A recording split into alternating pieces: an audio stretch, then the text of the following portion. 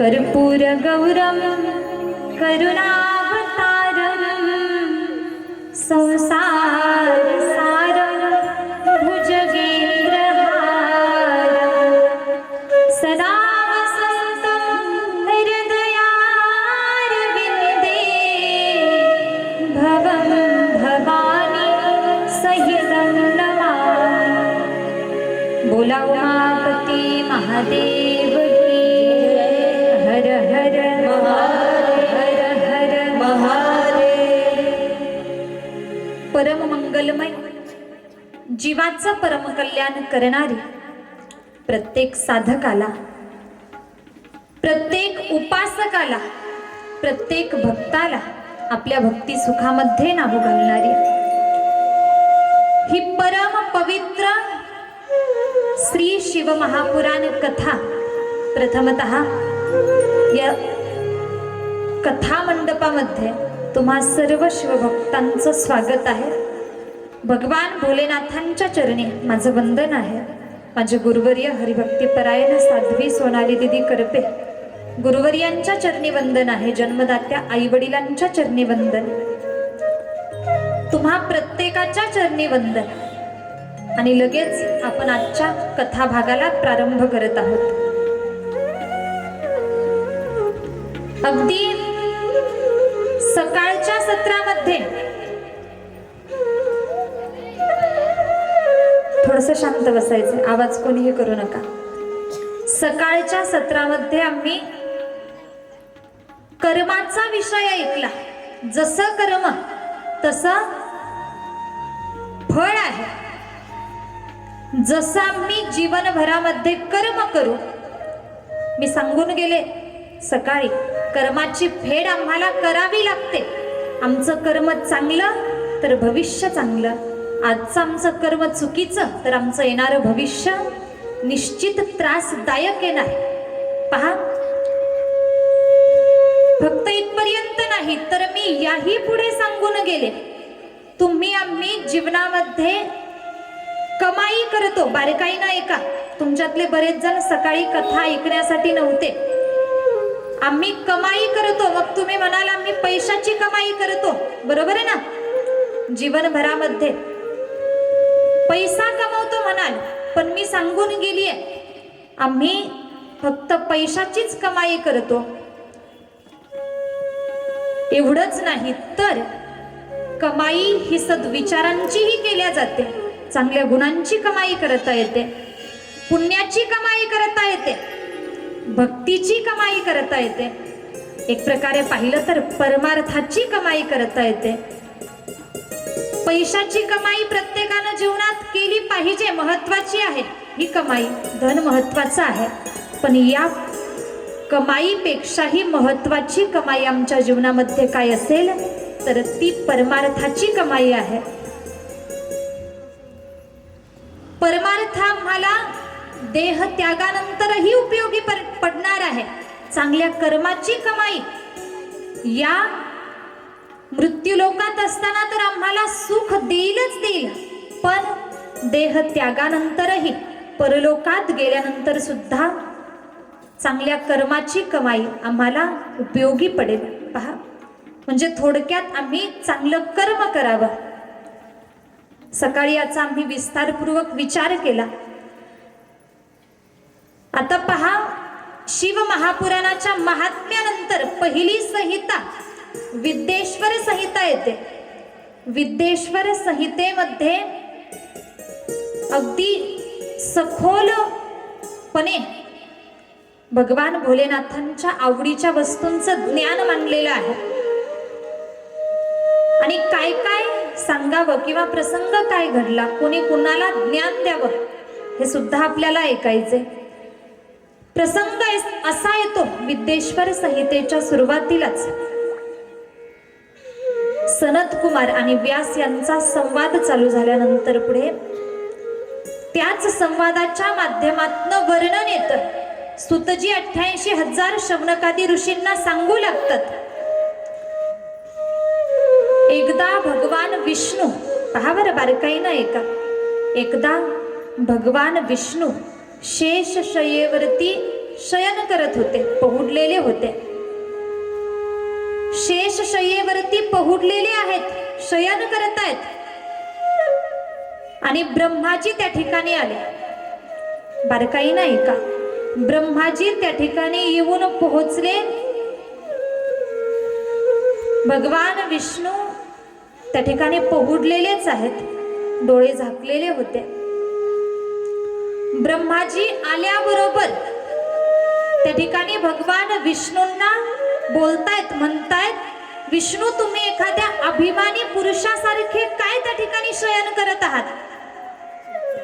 अभिमानी पुरुषासारखं का तुमचं?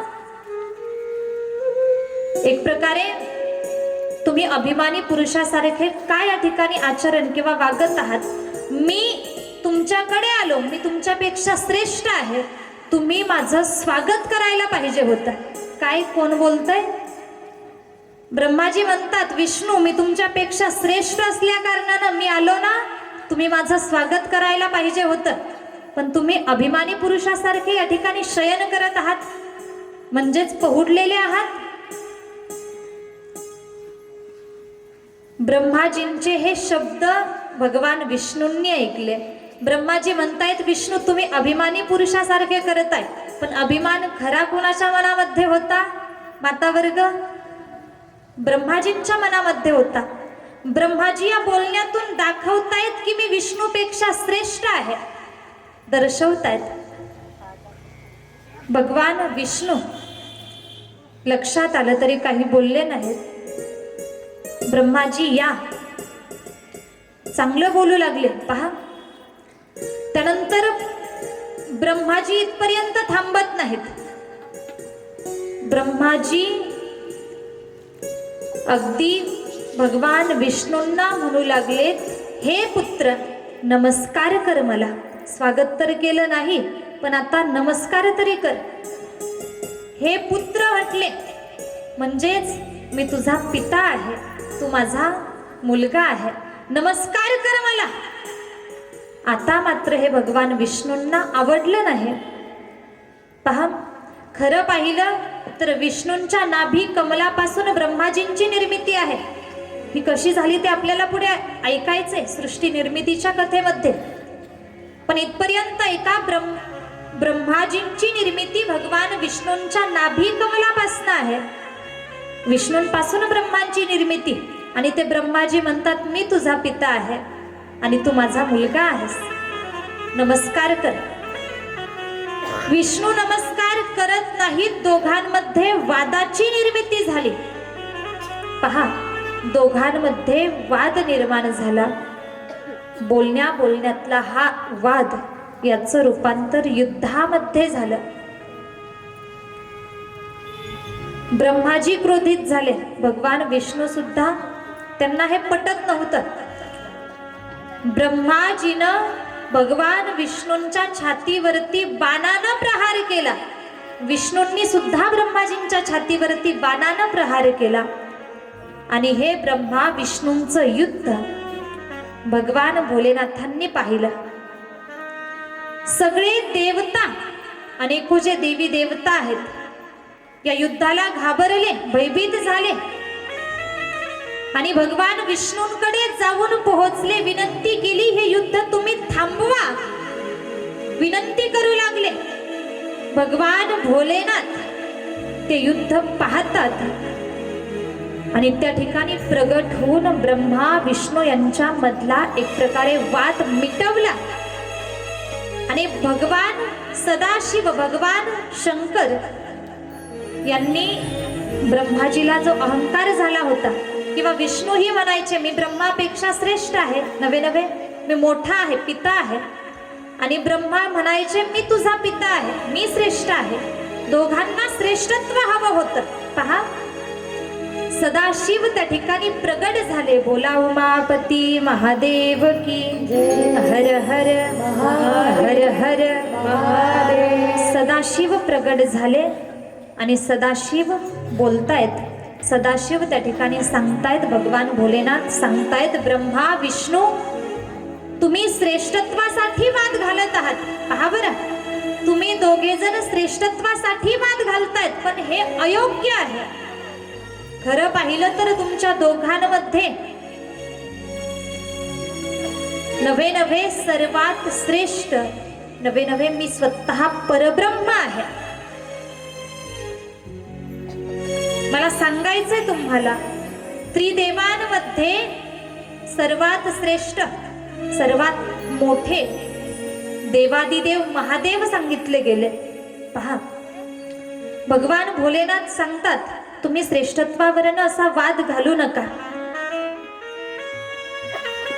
म्हटले मी स्वतः परब्रह्म आहे. ब्रह्माजीला वाटत होतं मी उत्पत्ती करणारा, विष्णूंना वाटते पालन करणारा, पण नाही म्हटले. ब्रह्मा विष्णू रुद्र हे तिघे कार्य करतात. रुद्र म्हणजे सदाशिव, मी स्वतः, आणि ब्रह्मा विष्णू तुमच्याकडनं जे काही कार्य करून घेतो तो करून घेणारा मी आहे, मी परब्रह्म आहे. सुंदर वर्णन येतं पहा, सुंदर श्लोक येतो. अहं ब्रह्माच सर्वश्च जगतः कारणं परम् आत्मेश्वर उपदृष्ट्वा स्वयं दृगं विशेषणः. अहं ब्रह्माच सर्वश्च जगतः कारणं परम. बारकाईने लक्ष द्या. सदाशिव सांगतायत, तुम्ही माध्यम आहात, करणारा मी आहे, मी परब्रह्म आहे, आणि हे जगत चालतंय ना, हे माझ्या इच्छेनं चालतंय. सर्वश्च जगतः कारणं परम. सदाशिवांनी सांगावं, मी संसाराचं प्रधान कारण आहे. आत्मा हे तत्व मी आहे, नवे नवे ईश्वर मी आहे, सर्व करणारा मी आहे, मीच ब्रह्मा आहे आणि मीच विष्णू आहे, मीच रुद्र आहे. तुम्हा सर्वांमध्ये सामावलेला मी आहे. बारकाई नाही का? मी जो तुमच्या समोर काल सुरुवातीलाच विचार मांडला होता की तुम्ही जे श्रोता वर्ग कथा श्रवण करताय, तुम्ही सामान्य मनुष्य नाही, तर भगवान रुद्रच साक्षात माझ्या समोर कथा ऐकतायत, हा भाव माझा असणार आहे. हे वाक्य मी तुमच्या समोर बोलले होते. या ठिकाणी या श्लोकाच्या माध्यमातून भगवान भोलेनाथांनी सांगितलंय, मीच स्वतः आत्मा आहे. आमच्यामध्ये जो आत्मा हे तत्व विराजमान आहे, आत्मा हे तत्व तुमच्या डोक्याच्या वरून नाही चाललं ना. पहा, थोडस कठीण जाईल, पण पहा महत्वाचं आहे. आत्म्याचा विषय आलाच म्हणून थोडस खोलवर बारकाईने सांगते. तुम्ही सुद्धा लक्ष देऊ नये का? कारण जसं माझी सांगण्याची जबाबदारी आहे तशी तुमची प्रत्येकाची बारकाईनं ऐकण्याची जबाबदारी आहे. मी माझी जबाबदारी पार पाडणार, तुम्ही तुमची जबाबदारी पार पाडायची. पहा, आत्मा हे तत्व आमच्यामध्ये आहे. नवे नवे शरीरामध्ये आत्मा असेल तर शरीर चालतं, बरोबर आहे ना? आत्म्यानं शरीराचा त्याग केला तर आम्ही काय म्हणतो? देहातला राम, बोला ना, देहातला राम निघून गेला. आमचा पहिला सुरुवातीचा प्रश्न पहा, कदाचित काहींच्या मनामध्ये अशी शंका निर्माण होते, देह आणि आत्मा हे एकच आहेत का? पहा, पहिला मुद्दा, देह आणि आत्मा हे दोघे वेगवेगळे आहेत. देह हा नाश पावणारा आहे, देह जाणारा आहे, आणि आत्मा अविनाशी आहे, आत्मा टिकणारा आहे. नाशिवंत देह जाणारे जाणारा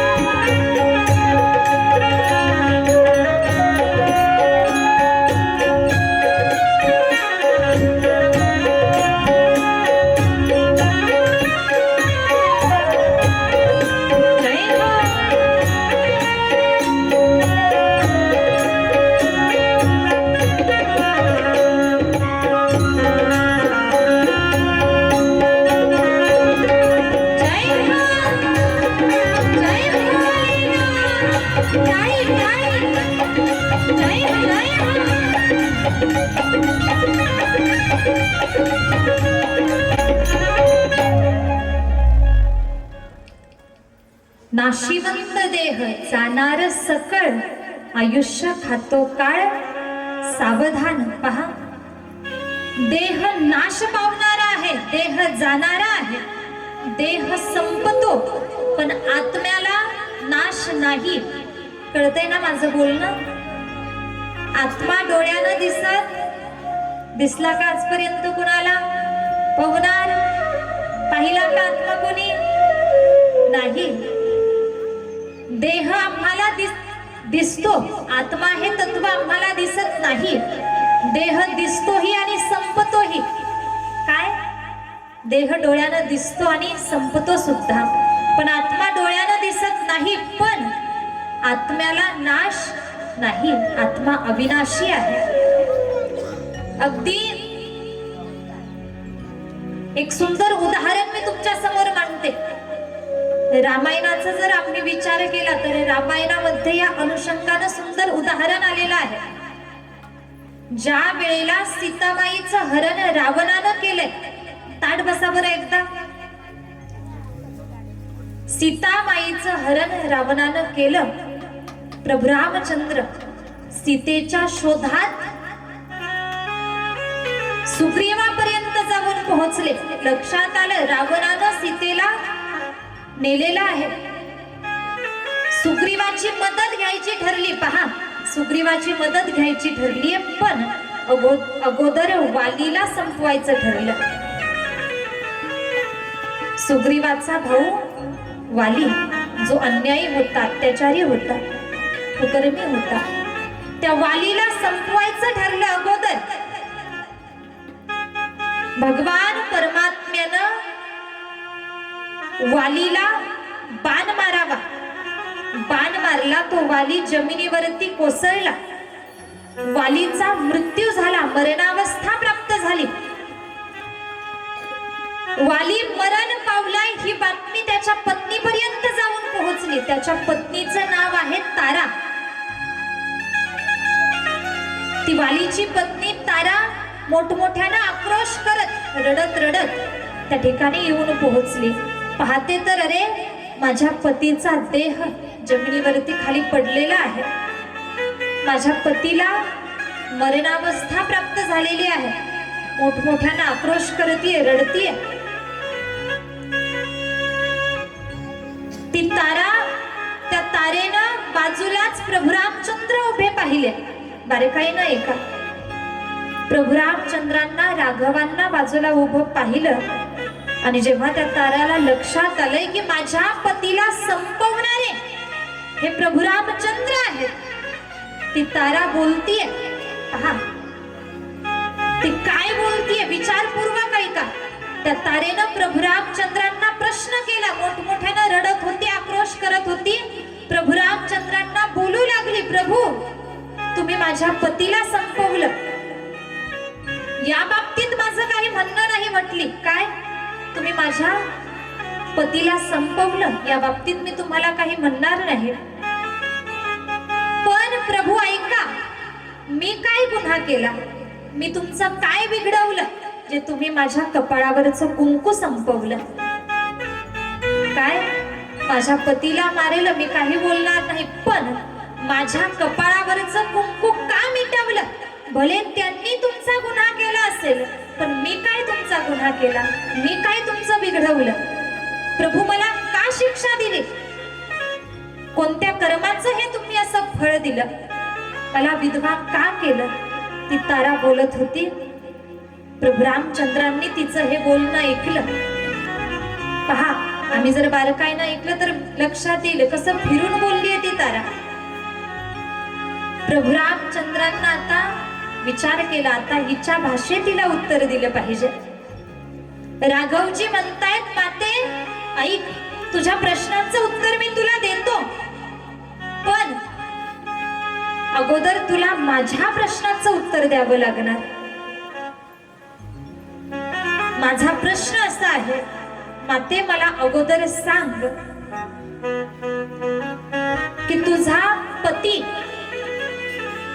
वालीचा जो देह होता, तो देह म्हणजे तुझा पती आहे की त्या देहात वावरणारा विराजमान असणारा तो आत्मा तुझा पती आहे. काय विचारलं? देह तुझा पती, खाली पडलेला देह तुझा पती आहे. आतापर्यंत त्या देहामध्ये जो आत्मा राहत होता तो आत्मा तुझा पती. प्रश्नही असा विचारला. तारा गोंधळली, काय उत्तर द्यावं. प्रभू रामचंद्र म्हणतायत, माते ऐक, जर त्या वालीचा देह पंचमहाभूतांनी बनलेला देह तुझा पती असेल तर तो म्हटले तुझ्या समोर पडलेला आहे. काय? देह तुझा पती असेल तर तो तुला डोळ्यानं दिसतोय, समोर पडलेला आहे. आणि त्या देहामध्ये आतापर्यंत जो विराजमान होता तो आत्मा तुझा पती असेल तर ऐक माते, तो आत्मा, त्या आत्म्याला मी ठरवलं तरी संपवू शकत नाही. काय? मी जरी ठरवलं ना आत्म्याला संपवायचं, आत्म्याचा नाश करायचा, तरी सुद्धा ते माझ्या हातात नाहीये. श्रीमद भगवद्गीता सांगते, नैनम छिंदन्ति शस्त्राणि नैनम दहति पावकः न चैनम क्लेदयन्त्यापो न शोषयति मारुतः. म्हणजेच काय? नैनम छिंदन्ति शस्त्राणि, आत्म्याला शस्त्रानं संपवलं जाऊ शकत नाही. आमचा देह पहा, शरीरावरती जर एखाद्या शस्त्रानं वार केला तर आम्हाला पीडा होईल, त्रास होईल, कुठेतरी रक्त बाहेर पडायला सुरुवात होईल. बरोबर आहे ना? भयंकर त्रास आम्हाला होईल. पण आत्म्याचं शस्त्र काहीच बिघडवू शकत नाही, इथपर्यंत नाही. तर भगवान श्रीकृष्ण या श्लोकाच्या माध्यमातून पुढे सांगतायत. हे वर्णन श्रीमद भगवद्गीतेच्या माध्यमातून अर्जुनाला सांगितलंय. जगाच्या मालकानं भगवान श्रीकृष्णांनी नैनम छिंदन्ति शस्त्राणि नैनम दहति पावकः याही पुढे जाऊन सांगितलं. पहा, अग्नी, आग, आगीचा स्वभाव कसा आहे? काहीही येऊ द्या, जळून खाक करते. विशिष्ट अशा गोष्टींना अग्नी लगेच जळून खाक करते. एक प्रकारे जे येईल त्याला भक्षण करणारा अग्नी आहे, त्या शरीराला सुद्धा अग्नी जळून खाक करतो. पण या अग्नीनं जरी ठरवलं आत्म्याला जाळायचं तरी सुद्धा ते शक्य नाहीये. अग्नीमध्ये आत्म्याला नेऊन टाकलं तरी सुद्धा अग्नी आत्म्याचं काहीच बिघडवू शकत नाही. याही पुढे जाऊन सांगितलं, आत्म्याला पाण्यात जरी बुडवलं तरी तो बुडून मरू शकत, संपू शकत नाही. आत्मा हा अविनाशी आहे, आत्मा सत्य आहे, आत्मा नित्य आहे, आत्मा सनातन आहे, आत्मा शाश्वत आहे. सत्य आत्मा आहे, सत्य भगवान परमात्मा आहे, परमात्म्याचाच अंश आत्मा. भगवान सदाशिव ब्रह्मा आणि विष्णूंना सांगतात, आत्मा या तत्वानं मीच सर्वांमध्ये विराजमान आहे. ब्रह्मा विष्णू तुम्ही सुद्धा माझंच स्वरूप आहात. म्हणून श्रेष्ठत्वावरन वाद करू नका. यातून घ्यायचंय आम्हाला, शिकायचंय आम्हाला. आम्ही सर्वांवरती एक प्रकारे समभाव ठेवला पाहिजे. कोणाचाही तिरस्कार करू नये. कोणी गरीब असला काय, कोणी अगदी काहीही करत असू द्या, आम्ही सर्वांमध्ये भगवंताचं दर्शन घेतलं पाहिजे. सर्वांमध्ये भगवंताला, देवाला पाहिलं पाहिजे. मग फक्त मनुष्याच्याच बाबतीत नाही, तर पशु पक्षी इतर ज्या योनी आहेत, प्राणी मात्रांमध्ये सुद्धा आम्ही भगवंताचं दर्शन करू शकतो. तेवढी व्यापकता आमच्या दृष्टीत यायला हवी. मला यातून सांगायचं एवढं की प्रत्येकामध्ये ते साक्षात भगवान भोलेनाथ तुमच्या आमच्यामध्ये भरभरलेले आहेत. आम्ही म्हणजेच भगवंताचंच एक स्वरूप आहोत, भगवंताचाच एक अंश आहोत. यानंतर पुढे अनेको ज्ञानाची चर्चा, अनेको विषयांवरती मार्गदर्शन किंवा ज्ञान भगवान सदाशिव ब्रह्मा आणि विष्णूंना सांगतात. मग त्यामध्ये पुढे सदाचाराचं वर्णन आलं. आता हे जर सदा अगदी पूर्ण विस्तारित वर्णन आम्ही ऐकलं तर तुम्हाला बसल्या जागेवरती झोपा लागते. तुम्ही म्हणाल ताई हे कुठून आणलं आमच्या समोर. अगदी जे काही मी तुमच्या समोर मांडतीये बोलतीये, मी माझ्या मनचं तुमच्या समोर काहीही मांडत नाही. पण माणसाचा स्वभाव असा आहे, आम्हाला जास्त कठीण ऐकायला जमत नाही किंवा ते पटत नाही, पचतही नाही. अगदी पहा, जेवढं सोपं करून तुमच्या समोर मांडता येईल त्या प्रकारे माझा प्रयत्न असणार आहे. पुढे सदाचाराचं वर्णन सांगितलं आणि त्यामध्ये विशेषतः महत्वाचा मुद्दा जो आमच्यासाठी योग्य आहे किंवा आम्ही आचरणात आणावा, योग्य मार्गदर्शन या सदाचाराच्या माध्यमातून केलेलं आहे. शिव महापुराण सांगतं, जिथे धर्मानं,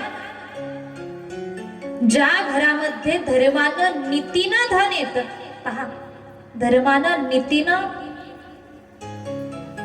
सदाचारानं चांगल्या आचरणानं धन येतं, ते धन चांगले भोग देतं.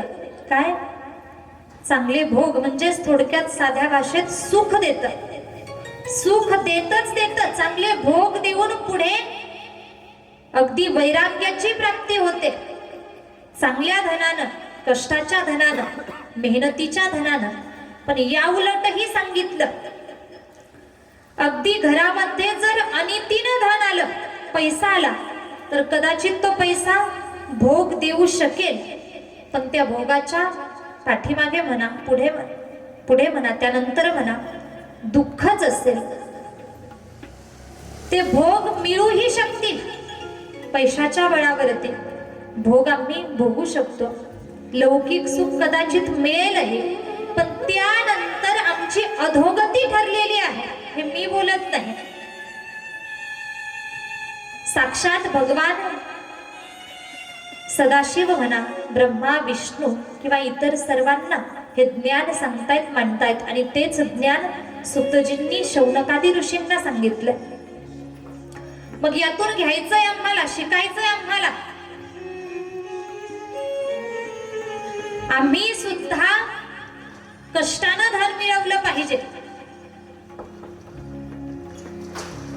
अगदी अनितीनं आमच्या घरामध्ये धन आलं तर ते धन एका बाजूनं येईल आणि दुसऱ्या बाजूनं सरसर निघून जाईल, कळणारही नाही, लक्षातही येणार नाही. परत ते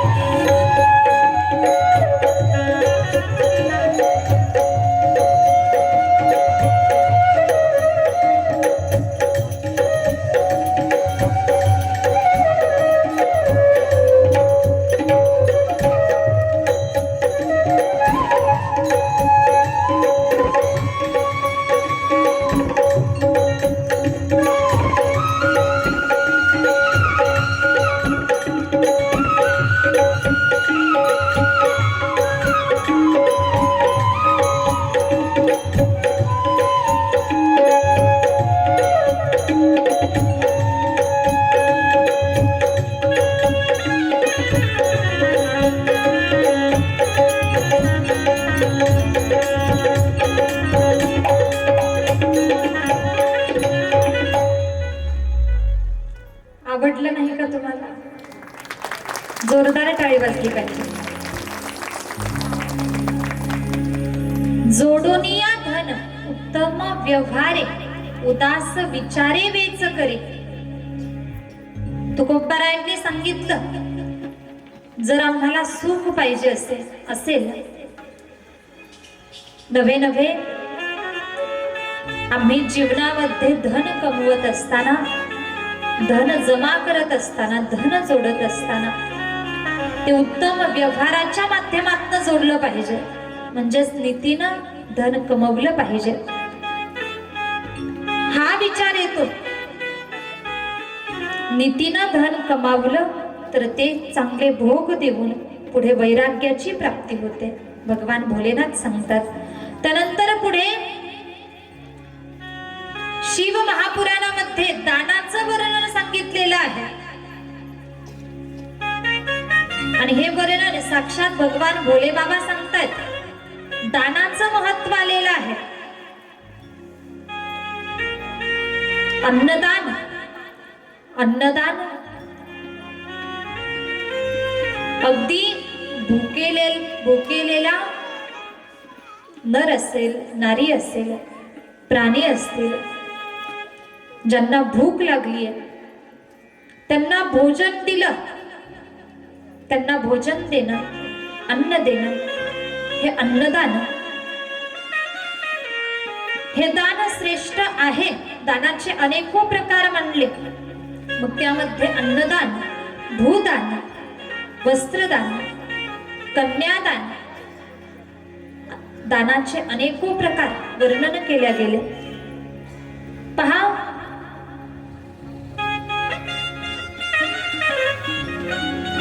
शिव महापुराण सांगतं, आम्ही जर भूदान केलं, भूदान म्हणजे भूमीचं दान, भूदान केलं तर ज्या व्यक्तीनं किंवा ज्या जीवानं भूदान केलेलं आहे त्याला दोन्हीही लोकांमध्ये म्हणजे या इहलोकामध्येही आणि परलोकामध्ये गेल्यानंतरही प्रतिष्ठा प्राप्त होते. त्यानंतर पुढे सांगितलं तिळदान. तिळदानाचं महत्व सांगितलं. तिळाचं दान जर आम्ही केलं तर बलाची प्राप्ती होते. पुढे वस्त्रदान सांगितलं. वस्त्रदान आम्ही केलं तर आयुष्याची वृद्धी होते. आणि त्यानंतर शेवटी वर्णन येतं कन्यादान. कन्यादान केलं तर सुखद भोगाची प्राप्ती या इहलोकामध्येही आणि परलोकामध्येही होते. आणि ओघाओघात सांगून जाईल. पहा बरं, कन्यादान करण्यासाठी कन्या असावी लागते, मुलगी असावी लागते आणि मुलगी ही भाग्यानं प्राप्त होते. कळतंय ना मला काय म्हणायचंय? भाग्यानं म्हणा, निश्चित पुण्याईनं कन्या पोटी जन्माला येते. आणि पहा, मुलीचं कन्येचं वैशिष्ट्य. मग मला या ठिकाणी म्हणायचं नाही की मुलापेक्षा मुलीचं श्रेष्ठत्व जास्त आहे किंवा मुलांना कमी सुद्धा लेखायचं नाही. पण आम्ही जर विचार केला, मुलीचा विचार केला तर मुलगी दोन कुळांचा उद्धार करते. मुलगी जर सात्विक असेल, मुलगा सात्विक निवडला तर त्याच्या वंशाचा म्हणा तो एका कुळाचा उद्धार करेल. पण मुलगी जर सात्विक निवडली तर दोन कुळाचा उद्धार करते. पहा, मुलगी, आई वडील कन्यादान करतात. कन्यादान जर आम्ही केलं तर भोगाची प्राप्ती सांगितली. त्यानंतर पुढे सुतजींना 88,000 शौनकादी ऋषींनी शिव मंत्राचं महिमान विचारलेलं आहे. याचंही वर्णन आम्हाला ऐकायचंय. शिव मंत्रांमध्ये सर्वात श्रेष्ठ प्रणव मंत्र सांगितला गेला. पहा, प्रणव म्हणजेच ओंकार. ओंकार या मंत्राला प्रणव मंत्र म्हटलं गेलेलं आहे. वेगवेगळे अनेक प्रश्न शौनकादी ऋषींच्या माध्यमातून सुतांना विचारले जात आहेत. नवे नवे हे वर्णन शिवजींनी ब्रह्मा विष्णूंना सांगितलंय हे ज्ञान, त्याची चर्चा सुतजींनी शौनकादी ऋषींसमवेत करावी, तीच चर्चा आपण या ठिकाणी करतोय. प्रणवाचा विचार आपल्याला ऐकायचा आहे, पण तत्पूर्वी भगवान भोलेनाथांचं सुंदर भजन आपल्याला करायचंय. हरि ओम में ओम समाया है, मेरा भोला नगर में आया है. हरि ओम में ओम समाया है, मेरा भोला नगर में आया है. ओम में ओम समाया है, मेरा भोला नगर में आया है. हरि ओम में ओम समाया है, मेरा भोला नगर में आया है. हरि ओम में ओम समाया है, मेरा भोला नगर में आया है. हरि ओम में ओम समाया है, मेरा भोला नगर में आया है. हरि ओम में ओम समाया है, मेरा भोला नगर में आया है. हरि ओम में ओम समाया है, मेरा भोला नगर में आया है. टाळी टाळी हात वरती, एक टाळी, वा वा. जय हो. सर्वांचे हात वरती झाले पाहिजे. इकडे हातावर टाळी. जय हो.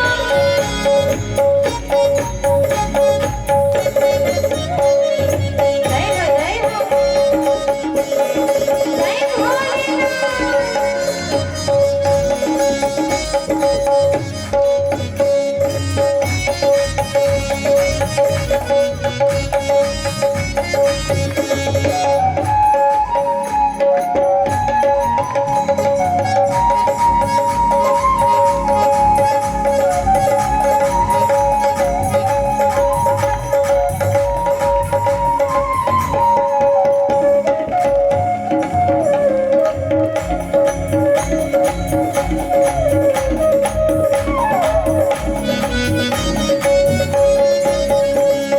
जय